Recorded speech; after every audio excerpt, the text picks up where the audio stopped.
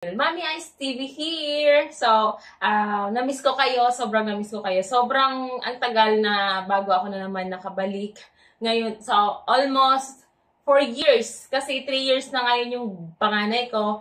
Ngayon, isi-share ko sa inyo ang aking journey naman sa pangalawa kong baby. Kasi 3 years old na yung baby ko ngayon, yung panganay ko. And then, 3 months na naman ngayon akong buntis. So, isi-share ko lang sa inyo kung paano ko nalaman na buntis pala ako. Nagbakasyon kami sa probinsya ng December 26. So, ibig sabihin, December 26 pala, may laman na yung tiyan ko. And then, hindi ko pa alam na buntis na pala ako noon, na may laman na nga. So, bumalik na, umuwi na yung ate ko dito sa Manila. Kami na lang doon naiwan sa probinsya. Tapos, nalaman ko na parang, sabi ko, iba na yung pakiramdam ko, parang ang pangit na ng gising ko sa morning.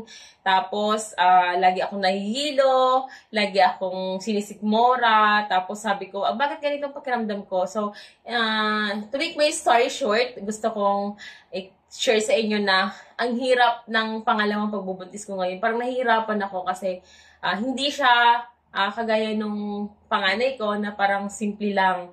Oo, may mga masakit, pero hindi siya ganun kasakit ngayon o kahirap ngayon pagbubuntis ko kasi parang nahihirapan ako ngayon. Pero kinakausap ko lang si baby na, baby, relax ka lang dyan, okay ka lang dyan, sabi ko, kalma ka lang dyan. Yun ang sinasabi ko lang sa kanya kasi sabi ko si mami, medyo nahirapan, pero sabi ko, sige lang, kalma ka lang dyan, okay lang si mami. Yun ang lagi ko sinasabi sa kanya.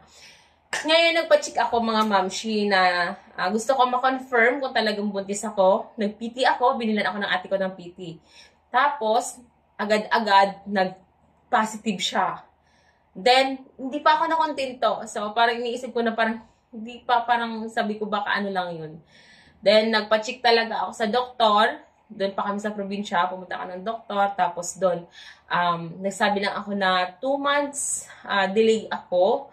Tapos, ayun, ang ginawa sa akin, mga mamshi, is trans-V ultrasound para malaman kung ilang months na siya.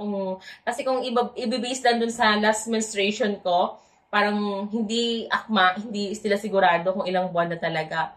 So, may ano daw na malaki na siya, or ilang buwan na siya, or maliit pa lang. So, para ma-confirm kung ilang talaga, para sigurado, para sure, talagang pinatrans-V ako ultrasound. So, nangyari na. Nalaman doon na nakita ko talaga na may baby nasa loob ng tiyan ko. Then, normal naman siya. Ayos naman yung, ano niya, yung heartbeat niya. 168 per minute yata. Parang ganun. Yun. Normal naman yung heartbeat niya. So, doon na ako natuwa na sabi ko, ay, parang gusto kong maluha. Kasi, hindi ko ma-explain yung nararamdaman ko na natuwa, na-excite, or as in, hindi ko ma-explain yung feeling na dito naman ako, buntis na ulit ako. So, after 3 years na ngayon yung panganay ko, sabi ko nga sana noon, kasi cesarean nga ako, syempre bilang isang cesarean, parang masakit pala. So, hindi lang gaya na sa unang vlog ko na masakit sa bulsa, masakit din sa tahi or sa hiwa. Ganun.